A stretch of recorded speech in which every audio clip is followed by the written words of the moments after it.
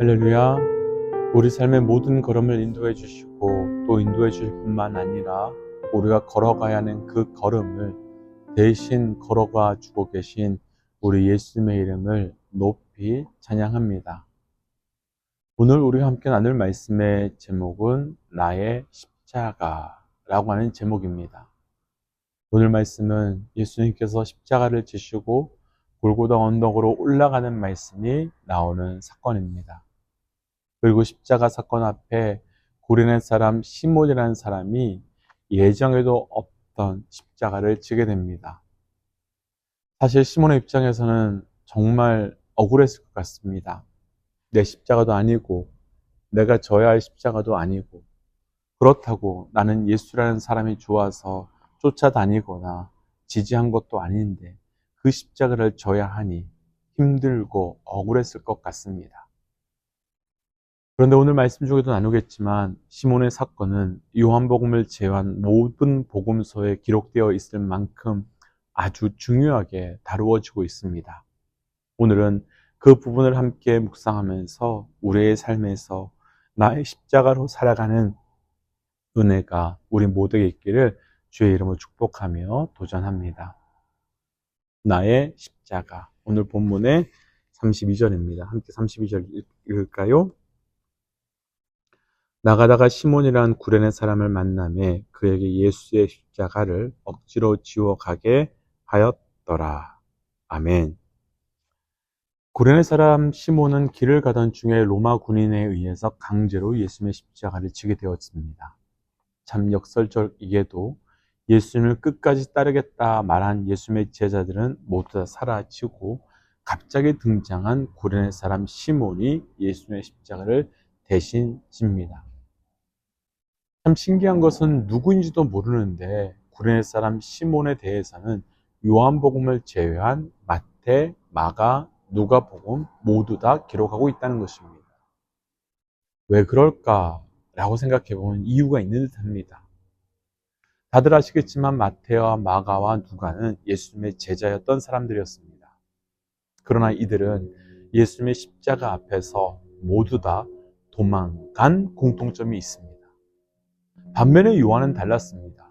요한은 예수님의 어머니 마리아를 모시고 예수님의 십자가까지 함께 한 사람이고 예수님께 십자가에서 마지막 때에 이제 마리아가 너희 어머니가 될 것이다 라는 말씀까지 들었던 사람입니다.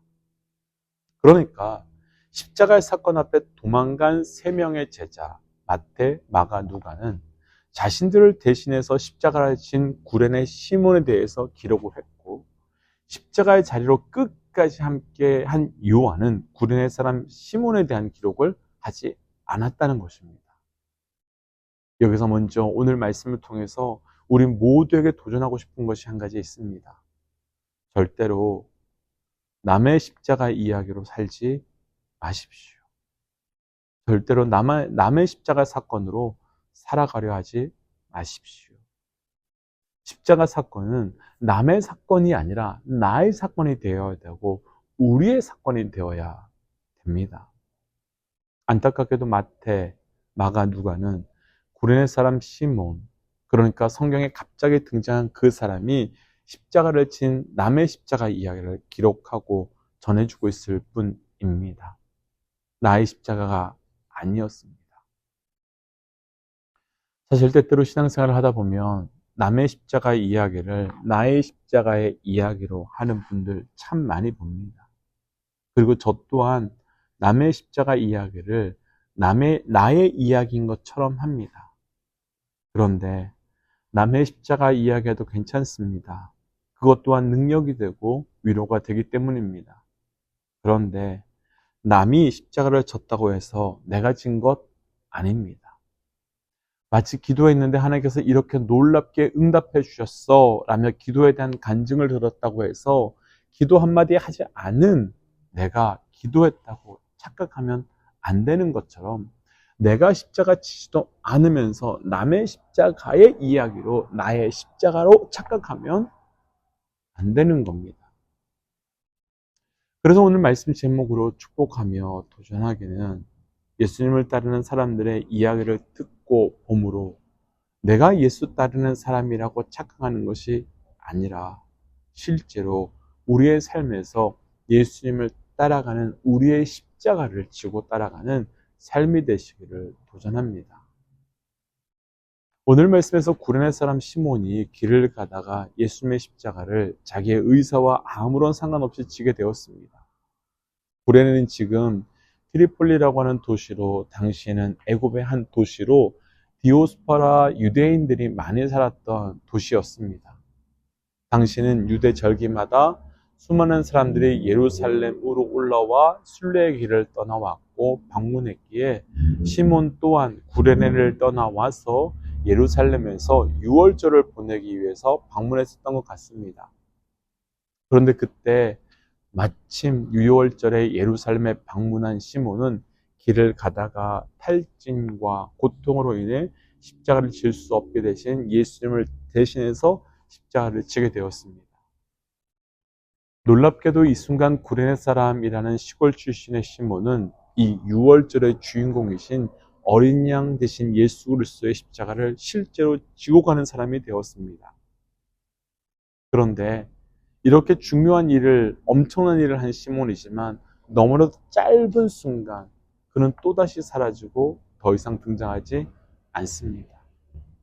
그러다 시몬은 다시 로마서 16장 13절에서 등장하는데, 시몬의 아들 루포는 로마서에서 바울로부터 문안을 받는 인물이 되었고, 그의 어머니, 곧 시몬의 아내는 바울이 자신의 어머니라고 말할 만큼 신뢰를 받고 존경을 받는 인물이 되었습니다.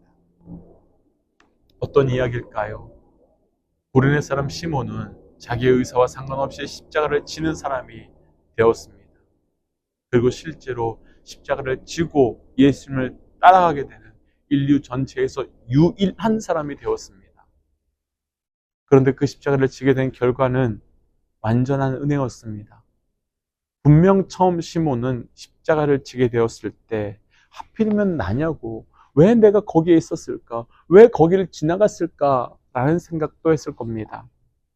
군중 가운데 한 사람인 구레네 시몬은 억지로 예수님의 십자가를 졌지만 온 인류를 위한 위대한 구원의 역사에 동참하게 되었고, 결국 그의 가족은 온전한 영적 구원이 일어나는 복의 은혜가 나타납니다. 그러나 여기서 오해하지 말아야 할 것이 있습니다. 시몬이 십자가를 져서 그 가족이 구원받은 것이 아닙니다. 십자가를 진 시몬은 그 십자가가 단순히 죄의 십자가가 아님을 알게 되었을 것입니다.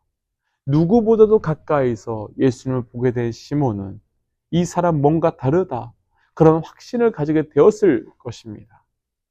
그리고 그것을 그의 가족들에게 전했을 것이고, 그 전함으로 이제 복음의 역사가 그 가정에 시작된 것이지요. 결국 진짜 생명을 살릴 수 있는 사람은 예수님의 십자가를 그 삶에 온전히 져본 사람만이 할 수 있는 겁니다. 십자가를 따라가는 것과 십자가를 지는 것은 다른 것입니다.